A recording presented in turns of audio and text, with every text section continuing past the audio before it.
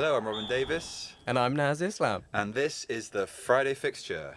Well, this week we've had a nice little delay, haven't we? Yeah. How are you doing, Robin? I'm good, mate. How are you? Yeah, not bad, thank you. Good stuff. Yeah. Do you want to introduce our guests today? Yeah, we've got a couple of guests on today. We've got Meg and we've got James. Do you guys want to tell us about your teams? Yeah, I'm a City fan. Always got to preface that it's pre-2008 because people normally hear the accent and think I'm a glory hunter. Mm-hmm. But Are you a glory hunter? No, I was at the last game at Main Road, but I slept through the entire thing because I was about 3 years old. Oh, not because it was boring. I mean, it probably was that as well, Okay. to be fair. But yeah, no, City fan. Yeah, so I'm a Chelsea fan. I get a lot of hate from it, except for Robin. Yeah. It's like the only people that. The sport Chelsea. Yeah. So it's always been a good time. My family's always been Chelsea fans, so that's kind of my thing. So. Nice. Yeah. Okay, well, we'll do a bit of a roundup of this week's football. Naz, I want to start with, excuse me, my voice is going, Rob Edwards. So he left high-flying Boro to go to bottom of the table Premier League Wolves. Is that actually an improvement? Is he actually should he have stayed at Boro basically? Do you know Is this a Everyone's what's going on? questioning this decision, right? But I don't necessarily hate him for it. I get this whole sense of, Wolves are 99% going down. But it's also just kind of, it's your life and whatever you want to do with it. And if he's getting probably a little bit more money there, he's in the Premier League for a season. I don't know what he wants to do next season. Maybe he'll quit management, He wants to just get the best out of whatever he's doing at the moment. And, fair enough. I hear it, though, because obviously it's a bit odd because Middlesbrough look really, really good. Yeah. But at the end of the day, who am I to tell him what to do? Fair enough. And we had Tottenham versus Man United, probably one of the most boring 2-2 games I've ever seen in my life. It was bizarre. Woeful defending seems to be making a return, generally speaking, especially on set pieces. I mean, what is going on now, generally? Well, football is regressing, right? Yeah. That's the whole thing. It's going back to long balls and corners and all of that. And a certain manager might be responsible for that of a certain North London team. And Mr. Arteta. Is there that might be what Mr. you're talking about? Arteta. Yeah. You said it, not me. Yeah. I mean, listen, it's all about efficiency and data now, right? And that's what everything has become. And you have maybe 3 or 4 teams that don't subscribe to it, to the point of long throws now as well. Yeah. So it's a little bit dry. Did you guys play FIFA when you were kids? Did you ever play FIFA? All the time. So you can do the forfeit match thing. I heard about this the other day. Yeah. I didn't realise it's Arteta. him. Yeah. He missed a penalty against, was it Swansea in the League Cup or something? And they used a picture of me looking devastated. Yeah. I didn't know it was actually It's covered in Arteta. dyes or something, isn't it? Yeah, exactly. We also had, obviously, James, you're a Man City fan, sorry. Mm-hmm. You beat Liverpool 3-0 last Did they? Yeah. I don't even. There was a game. Oh no, what? James, firstly, your thoughts on that game, and I'm going to ask Naz afterwards about Liverpool in general. But yeah, what were your thoughts on? I couldn't believe how Man comfortable City. it was. It was. I mean, obviously it went 1-1, and VAR was a hot topic. But after that, it was just really comfortable. But not one point in the game was I worried, which I don't think's ever happened. Playing Liverpool, normally it's the worst day of my year. Playing Liverpool at home. But No, you normally beat Liverpool mostly. I mean, apart from last season, I feel like Man City normally do the job on Liverpool. don't they? It's normally just a really, really good game. It's normally just really Man City and Liverpool is normally class football, and it's it's the opposite of all of this long throw and corners and all of that, right? It's actually really fun. But yeah, I agree with what you're saying. At no point did I really think that we were a threat to take the points or anything like that. It was only when that 1-1 happened and it was a bit of momentum. It was coming up to near half time, and I thought, okay, this is it. We're turning. Oh, it the around. disallowed goal. Yeah, exactly. Which you didn't actually score now. It wasn't 1-1, right? It was obviously, yeah. Listen, it was 1-1 on screen for a good 10 seconds. Okay, Yeah, I'll take that. But yeah, so I do think that the momentum shift was really close to happening, and then it died out. They were just the better team. I've got to hand it to see. Because you were on the pod last time, Naz. So yeah, Liverpool last couple of weeks has been pretty depressing. Do you know what it is? I think this is jinxing it. I come on the pod and then we do dreadfully. Yeah. Or maybe I need to start being really negative about Liverpool. Yeah. And it'll work out. So actually, slot out. So what you're saying is Bradley's the best replacement for for the Trent absence, all that kind of stuff. That's he's going to return to well beaten. Genuinely what I believe anyway. Yeah. I do think Bradley's brilliant. Okay. Well, we're going to make a start on the preview now. So we've got International Football Weekend, which I think is kind of people either have a love-hate relationship with international football. Megan, you're from the US. You're a USA fan as well. Do you like the men's team, the women's team? Yeah. Are you excited for the big game against Paraguay and Uruguay? I mean, they're not the most enticing games. But yeah, have you got any thoughts on those games? For Yeah, us? so I mean, it's really exciting matchups coming up on Saturday and then next Wednesday. They're both facing incredible world-class competitors, so that's going to be a really exciting matchup. But the U.S. is facing a 3-win streak currently, so they're going to try to keep that up. But out of the 25 people on the roster, we have 11 from the MLS, which is huge. Nice. So that's going to be really exciting to see, except for Christian, who's had Pulisic. Yeah. First name basis. Yeah. First name. Very tight. Super Yeah. casual, right? So he's missing from the squad, which is a bit disappointing. But yeah, I'm excited to see. Handing it to you guys. Predictions. I feel was Pochettino still the manager, right? The US. They didn't win the. Forgive me. What was the competition that they got to the final of? Was it January this year or something? There was some international competition. Seth, do you remember? Gold Cup. Yeah. Who was that against? I can't remember. Probably lost to Mexico. Mexico. Maybe it was Mexico. But yeah, I feel like they've already qualified for the World Cup because they're hosting, which is great, which is handy. I feel like you've got a lot of players that play in, and I'm not trying to disrespect MLS, but like in bigger leagues. Obviously, there's a lot of in Serie A, I think, and AC's team. I think you'll probably beat Paraguay and Uruguay quite comfortably, even without Pulisic. Yeah, Naz, what do you think? Christian, not Christian. Yeah. It will have an impact. But no, do you know what? Like, I'm excited to see what's going on with the US because Poch is genuinely a really, really solid manager to have. Like, I think that project's genuinely, like, it's akin to what England are trying to do with Tuchel, right? It's like, let's get a really big name in who knows what he's doing and, like, really sort of perform. So, yeah, I think there's definitely, for these particular games as well, Uruguay I'm really interested in, especially because they do have a really strong team. And it's a case of a nice way to check in on how the legendary Darwin Núñez is doing. When you say like good team, like obviously Uruguay's like Suarez time, right? I mean, he doesn't play for the national team anymore, does he? No. You basically got Núñez. Who else is kind of like the main players to watch out? They've got, I want to say Valverde is Ugarte, yeah. There's like Jimenez, Atletico Madrid. Yeah, there's a solid lineup. I'm keen to avoid happening what happened last time in international. I think I mentioned Valencia being an international, didn't I? So yeah, I was trying to think of like players, and I couldn't remember any for Uruguay. But yeah, so Poch as a club manager again. Could we see that happening in the future if the US do well in the World Cup? Do you think? Megan, Naz, what do you think? Yeah, Megan. Well, so a lot of people in the States have been having an issue with him because he's been running a lot of 4-2-3-1 versus 3-4-2-1, and he'll be switching it up quite often. So a lot of the team has been kind of struggling to get like a solid feet on the ground. So there's not as much like tactical versus when he was over here. So I don't know. There's just not solid on the pitch for them. Okay. Yeah. So he probably will get sacked and come back to the Prem and be Spurs manager in like 2 years' time. That's what we're saying then. Yeah, Naz, what do you think? I don't know. I think Spurs would take him back in a heartbeat. Oh yeah. But also I think he could do better if he does go back to the Premier League. Say it didn't work out with Slot at Liverpool, I would absolutely take him at Liverpool. You take him at I'd take Pochettino at Liverpool. Would you take him at James? Would you take him at Man City if Poch got no? Let's say Pep retires. But following Pep is a whole other thing. Yeah, I was going to say it's going to be a difficult transition. They're probably just sort of getting that Pep blinders ready to go at the minute. Because there's talk about Pep going at the end of the season, but I wouldn't take Poch. Fair enough. To be honest. Okay, and Megan, just quickly, obviously, you've done some work for the USL in the past. They're obviously trying to promote better quality lower league football, as it were, in the States. New CEO, Tony Scholes. Any relation to Paul Scholes? Have I made that up? No, there's just like a random coincidence. Yeah, no. But yeah, can you tell us a bit more about the sort of USL and your work with them? So I did broadcast media for them, which was really exciting for about a year, just shy of a year. So they're having Tony Scholes come over, and it's going to be... Not Paul Scholes related. Yeah. yeah, that would be cool if it was. Yeah, but it's actually quite exciting because they're planning to relegate right now, like the entire league. So it's Ooh. like really exciting.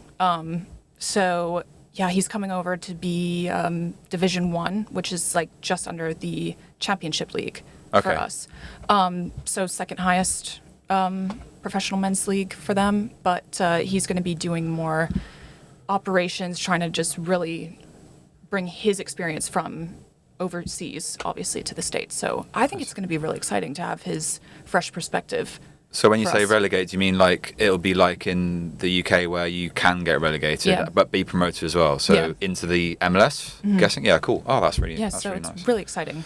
Nice. Okay. Well, let's move on to well, James, you're an England fan, is that correct? I am. Obviously, England played Serbia last night. Wasn't the most exciting game. I think there was lots of rumours before the match about like no Serbia fans, so we can talk about that later. Is that true? We'll talk about that later. I'm not sure. There were some rumours going. Yeah, Seth, I think you might have some thoughts on that. Yeah. Okay. Did you see the goals? Yeah. James, what do you think to that game? Both the goals were Yeah. class. I They mean, were. the game Yeah. was. There's been worse games. There's been better games. It was just a bit of nothing. Mm. I quite like how he's found his favourite team, and even though it didn't mean anything, he's stuck with it and he's not tinkering. Yeah. Which Southgate did a lot of. It'd be one of those weird ones where I reckon it'll be like Anderson playing in the World Cup, probably for England, like probably starting Yeah, it looks like. if he's fit. Over like maybe Bellingham, I don't know, but yeah, I mean Naz. I asked you this before. It's been a few weeks, so I'm going to ask you again. Bellingham in or out? Yeah, he's always in. There's no. okay. I don't think there's any argument where he's not in the team. Like he's too much of a. Especially if the whole thing is, I imagine it's an expectation. England will get to the quarters at least, right? So I mean, touch wood. But like realistically, if you need a big game player, especially like you remember in the Euros when he had that overhead kick and like he just carries the game. Like Yeah. he really carries it on his back. Like I think you need someone like that in your team regardless. Sure. So no, he's got to be in the team. And I get what you're saying about in terms of the rotation side of things as well. Like he is, I think, settling in. It's because he's had all of these limited couple of game weeks to really just sort out the fine lines of who's coming in and who's out. But it's looking comfortable now, and I actually don't think it was that boring yesterday. No, okay, I fair thought it was enough. just really, from what I saw, we're sort of relatively free flowing. We're moving it Yeah. around, pretty quick, and the goals are really nice. And if this is the kind of thing we're going to get at the World Cup, I ain't complaining. I think part of it, I don't know if it's just like the mentality of like switching between like the Premier League games, obviously on Sky. There's a lot more kind of like build up to Premier League games. When it's on ITV, kind of there's a bit of a sort of meh kind of vibe about it. I don't know if it's just me, but Fancy the commentator is. Yeah, You know? that's true. Yeah, last night there was a bit of talk about. About Foden. Yeah, the Foden Yeah. assist to Eze, wasn't there? Yeah, Which yeah. we can talk about. Megan, have you heard about this? I didn't catch it. So. Basically, like Foden did this like fairly standard pass to Eze, who did an amazing curled finish. It was lovely, but all the talk from the commentators was about the pass rather than the finish, which is a bit weird. Naz, what do you think Well, of that? it's like honestly, the way that you described it as well, it's like even worse than that. It's literally like the most simple pass that your grandma could make. That Foden Could you make did. it? Yes. With your injury, maybe? I could have done it with my eyes closed. Yeah, fair enough. Okay. And Eze, he's done this ridiculous, beautiful first time cut. Like I watched it and I'm thinking, oh, he's going to take a touch. He's going to really set himself. He's going to pop it in. Nah, he's confident. He knows what he's doing. First time, bang, straight into the top corner. Reverse angle. It's curling round Yeah, the post. yeah. It's football beauty. And yeah, the commentators are going Football crazy beauty. for Foden. It's just the loving for him because I get it. When he's on form, he's amazing. But I don't think like he needed it as much No. as he deserved the praise for that goal. Fair enough. And then just quickly, Saka, obviously Palmer's probably going to miss the World Cup with his injuries. I doubt he'll. There's lots of talk about, with that injury, would he actually deserve a spot? I mean, if he's fit, I'm biased as a Chelsea fan, Megan. Is Saka kind of the Palmer replacement? Is he the answer? Or I would say yes. Yeah? Okay. Yeah, absolutely. Okay. James, what do you think? Yeah, You I think think Saka- if they're both fully fit, I'm going Palmer. Yeah. But I don't think you can play either of them anywhere but the right, so it's one or the other. Yeah, Otherwise, okay. you're just wedging them in. Is Palmer not? Is he not playing more central then, like Chelsea? Well, I That's just where mean that's like with the injury, I just think he won't get. I mean, But I don't think Tuchel's- I don't think he'd have ever got in over the team over Saka anyway. I think that's Saka's place to lose. Fair enough. Okay, you know? I'm He's just a meaning Salah. more like a star boy kind of vibe. Like I feel like when Palmer played in the Euros, even Yeah. though he was a sub, he was kind of the main guy. Weird, ironically, every time he played, Yeah. he either assisted or scored. So It's that issue yeah. of basically having Foden, Bellingham, and Palmer all wanting that number 10 being the main guy. Yeah. And you can't have all of them. And I think Bellingham just earns that spot more than the others. Yeah, sure. Well, it's a nice story. I mean, he didn't actually get called up last night, but I mean, Alex Scott, Nazi did a bit of research, I think, on his sister, I believe, plays for the women's national team as well, which is really Yeah. cool. Stepsister is, it says here, Maya Letizia is a Manchester United centre back. Wow. So there's a lot of family history in football, which is really cool.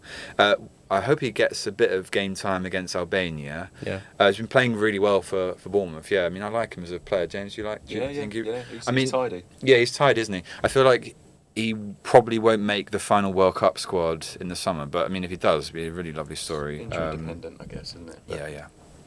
And okay, so yeah, anything else England related that I've sort of forgotten about? I feel like we've kind of touched on those main bits, but yeah, we'll move on to Scotland now. They haven't played yet, have they? No, they're playing They'll on play the tonight. 15th, tomorrow. Oh, So, tomorrow, sorry, they are 2 games away from qualifying for their first World Cup in 27 years, which would be really cool. So it'd be nice for them to get knocked out straight away when they do qualify. Brutal. Sorry to all the Scotland fans out there, but yeah, so they got a double header. They're playing Greece away. They've been playing really poorly. I don't know if you've seen that they played Scotland. They played Greece at home, sorry, and they got battered, and then they won 3-1, which is a bit weird. But yeah, they're playing Greece away and Denmark at home. Yeah, anyone's got any thoughts now about? Are both really tough games Yeah, as well. Greece away, yeah. They're gonna struggle. Yeah, Megan, any thoughts on Scotland? No. No comment on me. Yeah. Fair enough, James. it's a big ask. Yeah. Greece away is no easy feat. Anyway, so we're going to talk about Brazil now. Naz, there's obviously been a search for the next R9 replacement for a long time. It's never really happened. Richarlison, is he actually the answer? I mean, it's ridiculous to say this. Well, Robin, this feels like deja vu. Like I've had this conversation already. like there's Yeah. been technical issues or something, and this is a cut. Weird. Don't know what you're talking about. This is a professional outlet. Well, yeah, of course. No, Carlo Ancelotti, he loves Richarlison. King They've Carlo. got King Carlo, Don Carlo, the legend, low-key one of the best managers ever. Yeah. They just have a thing, and he loves picking Richarlison all the time. And I don't know what the solution to it is, but like, They need if he therapy. believes in it, yeah, honestly, couples counselling, like whatever need, call him in. But he's got the same issue in midfield. Casemiro, he picks into, and Casemiro is, we know he's a slow guy, and he Yeah. struggles with the Premier League sometimes. But when you're playing these slow games, when you're playing in America in the World Cup, in Mexico, and it's hot and everyone's sweating and they're slow, those games are fine. But then you come up in these bigger games where it's faster and it's flowing, they might not be able to keep up. He's called in Fabinho from the Saudi League because he's looking for someone with just an inch more pace, a little bit more legs, and it might work, but I A think... bit of Premier League experience from like 4 years ago. I mean, that's kind of the solution, isn't it, to all your problems? Exactly. Yeah, I mean, just quickly before I forget, did you see the interview that Carlo did where he was talking about like the goalkeepers he's worked with? Well, I mean, all the players he's worked with. Yeah, I know, but it's just an example, and it was like, is it Petr Cech and then Courtois? All these like the line Dida, of Casillas, Dida. like just the list is The crazy. list is mental. Yeah, that guy's worked with some amazing players. I mean, okay, I think I asked you on Instagram the other day. Could Carlo actually do it on a cold night in Stoke? But he did manage Everton obviously during lockdown. I don't know if actually That's Stoke just crazy, were- right? Yeah, Like, what's Ancelotti doing I at don't Everton? know. Right? I don't know. It's crazy. Yeah, Megan, what do you think on Brazil? Obviously, they still playing with Richarlison. I mean, what do you think on that? Is it kind of crazy? I would say yeah. Like yeah. Okay. But like, who else do they turn to? Do you know what I mean? Like, if Brazil's got a striker crisis, then it's Yeah. they're kind of stuck, you know. Thiago at Brentford, he's looking alright. To be Yeah. fair, is he Brazilian? Okay, yeah, that could be the answer. Well, it's like Yeah. the thing about playing for Brazil as well. It comes with a lot of glamour, right? And they love picking their Vinicius Junior, Real Madrid superstar. They Yeah. want like these kind of names, you know. And to then go, our number 9, formerly used to be R9 Ronaldo. We now have Thiago from Brentford. It's like Yeah, number yeah. 9. Like It's if crazy. no shade to him. No, He's a no. great striker. Done well, to be fair, But this it's season, just in the Premier League. the glory of Brazilian football. Like Yeah. that's how it is. Okay, and that's so I had some thoughts on like some nostalgia elements of like it's very niche, but like international qualifier football. The best one I can think of is Wally and the Brolly. I don't know if you've seen the memes of like did that transcend to the US when you were younger? No, I didn't. Basically, I'm I'll lost explain- here as well. I'll Enlighten me. explain it. Basically, is like Steve McLaren was the England manager. He'd just come from Boro, I think. They'd won the League Cup. Someone tell me if I've got this wrong. And then he became England manager. His stock was so high, and they became England manager. And then basically England went on this disastrous like qualifying run in 2008. There's a famous like not own goal, but basically it is an own goal. Basically, the defender passes it back to Paul Robertson in goal. It's like the most bobbly pitch in the world, away in Croatia, and it bobbles up, and he tries to kick it, and it goes in the goal, and it's hilarious, except if you're an England fan. And then in the return leg, I think Slavan Bilic, is that his name? Slaven Bilic. Yeah, Slaven Bilic. He was the manager of Croatia at the time. They come to the wettest game at Wembley ever. There's like a famous like video of like Sol Is it the Campbell Sol sliding, Campbell slide? literally Oh. sliding forever, and I think there's a video being made out of it, like a Yeah. meme, which is quite funny. And then obviously it's pouring it down, and then like England losing, and then Steve McLaren's just there in a brolly, just looking like an absolute idiot. And then the headline I think in the Sun was Wally in a brolly, which is an amazing headline. But yeah, I don't know if do you remember that happening? I Have don't you seen remember it? the Okay. brolly incident and stuff, but also, since when did managers have an umbrella like on the touchline? Yeah, I mean that's the thing. They don't. What I find weird is when it's raining, why do no managers like wear a hood? Like it's a bit Do you know weird. what? It's the aura Pep. farming, man. Yeah, they there's gotta be every- dripping, you know. Yeah, like Pep's just like soaking, like his suit is getting drenched. Like it makes no sense anyway. But yeah, have you got any thoughts on like funny World Cup qualifier moments or just international football funny moments that you can remember? My James? favourite one is David Nugent playing one game and scoring one goal Nice. about half a yard out. Things like that, I feel gutted that I missed out on because I can only imagine the scenes when Beckham sent England to the World Cup, and I see it and I look at the commentary, I'm like, oh, iconic, but I just don't feel it. Nah, football was better back then. I won't lie to you. With the 4 years you have on me, Yeah, exactly. yeah, man. I think we spoke about Beckham's free kick. Any other iconic international moments like that from like qualies or just World Cups in general? Euros, yeah. What's your iconic moment? Not just qualifiers, because I feel that's quite niche. Obviously, I want to forget about Rob Green in 2010. Yeah, okay. Annoyingly, Yeah. that's one of that's cheering because he's American. Was that US? Yeah, was that 0-0 that game? Yeah, Was it? 1-1. No, 1-1. 1-1. Gerrard scored, then Dempsey. Oh, and Gerrard yeah. scored that goal that cut out on ITV. Yes, As well. that was great, didn't it? Yeah. That was like the highlight of that World Cup because like the rest of it was absolutely terrible for England. It was a wasn't shocking World Cup. Was that the World Cup where Rooney was like livid and went on camera? Nice to see your own fans boo No, you that or was something. South Africa. Oh yeah, no, Yeah, sorry, it was. that. It was Sorry, 2010. yeah, Yeah, 2010. he got really aggressive, didn't he, on camera? and Because there was really helped. people booing England Yeah. off that game. And that was also the World Cup where Walcott got dropped, I think, and there was a lot of press stuff about that because he was all over the kind of like adverts for Nike and stuff, and then I don't think he got picked, so that was quite funny. But yeah, Megan, US highlights. You beat Mexico in some qualies, I think. Yeah. Is that right? Yeah. Yeah. What is for you like in terms not just qualifiers? Yeah, iconic USA football moments. Well, I think it's not even just like the moments, but it's just like the culture that we bring because it's not like we're in Europe and the UK where it's a very big sport. So like just being able to see like how our fans, come together in that culture and it's like growing every day is like really important and special. Yeah. What do you think the World Cup is going to do for football in America? I mean, it's not only just bringing it to a bigger platform, you mean? Like, you know what I mean? Like, it's, I don't know, like, it just hasn't been a big sport, but it's been growing. Like, I'd say over the past 2 decades, it's probably gotten much larger scale there. So I think it's really going to bring a lot of attention and bring a lot of new fans, which is exciting because you don't have that. So I've always been like, men's team and then Prem my whole life. So, yeah. Not to be a downer, but like obviously Trump as the president and like all the vibes about like moving the games from certain cities because Yeah. of like danger, as he would call it. I mean, Yeah. like, and also the price of tickets is actually mad. But Yeah. yeah, I mean, obviously, I'm not to be too much of a negative on it, but yeah, what are your thoughts on like the president kind of meddling with FIFA and like maybe sort of changing the location of some of the games. Yeah. I mean, I don't really approve of it. Yeah. I mean, it's not fair, first of all, because I mean, a lot of people wouldn't be able to go to certain matches. That's like one thing that I don't like, is that he's taking away that access to people and fans. I mean, even you saw the FIFA World Cup over the summer, the Club World Cup. Yeah. World Cup. When Palmer. he was so He was to lift the trophy. Yeah. Palmer was fuming, wasn't he, Yeah. as well? He's like, who's this guy? Like, He's got your trophy in his Oval Office, isn't he? It's just Yeah, it's he's behind kept it his for desk. himself. do you think Palmer knows who he is? I'd love to know. I'm sure he I'd love to does. Ask him if he actually knows I just who want to hear the Palmer- conversation between Cole Palmer and Donald Yeah. Trump. Though, do you know what I mean? I just cannot see that. Like two blank faces. Yeah, looking at each other. literally. Yeah, like, yeah, yeah. oh, Yeah, okay no, he then. literally thought he was a part of the team this summer. I was like, you gotta get off the stage. Like, Isn't it? The worst bit is there's like a picture of like Reece James lifting the trophy, and like Trump is like in the like official photograph, which he's is just really standing there sad. smiling. I'm like, you gotta go. Like, it's not your time. Yeah. Anyway, yeah, Naz, what about you? Sort of iconic moments for England.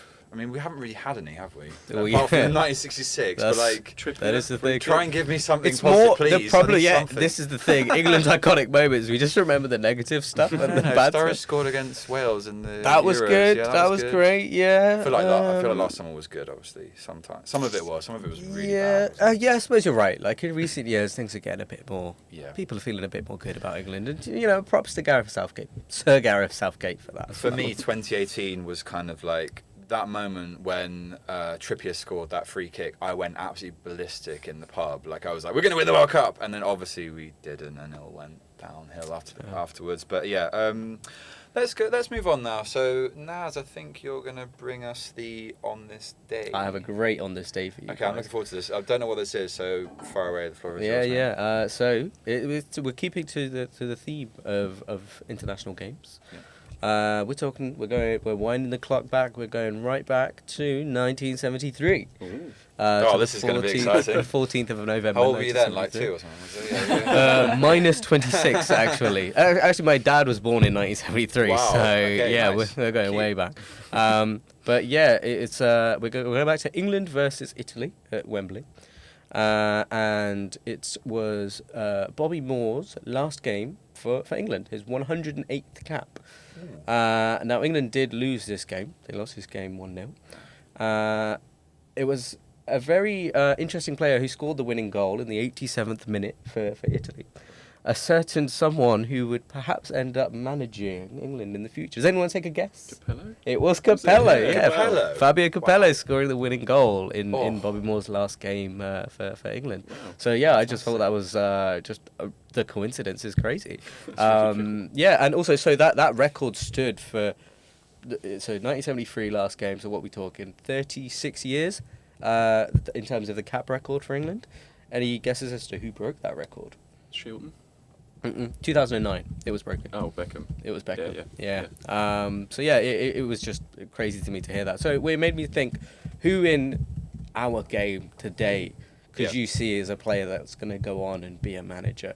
You know, there are players like Declan Rice, I think. Probably think? someone. He's got quite a I know he's maybe not got like a practical brain, as it were. It feels like he's very football orientated, and I think he's quite personable. I think players these days need a bit more of a personable manager than kind of like full would he be fright kind of guy. a suit and tie manager or a tracksuit manager? Yeah, I reckon he'd probably rock up in a nice Armani. Okay. Or something. I don't know. I can see that. Yeah. What about you, James? It's got to be Henderson, isn't it? Yeah. Okay. Oh, Henderson absolutely. just screams future manager. He just loves the game. Yeah. I'm fine with him in the England squad as well. He's having a quality season. Yeah, a lot of people are sort of seeing this as a controversy. I kind of see his place there, like maybe on the bench. Yeah, But 100%. Yeah. but in terms of like supporting the team, absolutely, I'm here for it. Yeah. What do you think, make a player for management? I mean, it was actually funny that you had said Declan Rice because, I mean, yeah, I see that. Yeah. Like like you said, he's really personable, and Yeah. I think like everybody gets along with him, and I think he'd actually be hilarious as a coach. I think he'd do Yeah. really well. I don't know. I can Well, see it. Do you know what it is as well, though? Is we have the generation of social media where we're watching, Declan Rice dropping loads of slang and be known as Oluwadek among his Arsenal players because All he's the coming memes, out right? Yeah, with yeah. all of this like Nigerian slang and whatever, and then you'll see him be a serious manager one day, and it's just like That's true, actually. Yeah, that's Do true. you know what I mean? But this will happen with any player. We'll have seen their whole social footprint, and then we'll have to take them really seriously, which will be funny. Like after after a loss, and they're like, miserable. Yeah, I don't think the team did really well today. It's like I've seen you on Instagram, like, Naz, what about you then? Who are you going for? Oh, damn. Cole Palmer? Oh my. Dark horse, Cole Palmer, come on. I would love Cole Palmer as a manager. That's the other thing as well, right? Because as a footballer, so much of it's about communication, right? So is Palmer really on the pitch yelling at his teammates and like being vocal, or is he just like, give me the ball and let me do it? Talking with the ball, I reckon. He's had a few falling outs. He always used to fall out with Jackson, didn't he? Mm-hmm, yeah. They all Jackson always was going kind I of would fall out. Yeah, I'd fall out with Jackson Yeah, I as mean, well, that's fair honestly. Yeah, makes sense. Palmer would have about 10 more assists last season if Jackson wasn't a shit, basically. Like, he'd just pass him the ball and they'd be like, well, just tap it, and he'd just like sky it or just like do an extra touch, and Yeah. Yeah, okay, interesting. I think we're kind of wrapped it up there. So yeah, thanks guys for listening. We are the Friday Fixture. Enjoy your weekend. I'd like to say thanks to producer Izzy, Seth and Ed. And thank you to our guests as well. Yeah, Thank and you for to our joining us. guests. Sorry, I just forgot that. I'm so sorry. I forgot to say thank you to our guests. Yeah, thank you very much, Megan, and thank you, James. Yeah. Thanks for having me. Have a good weekend. Yeah, enjoy. Thanks.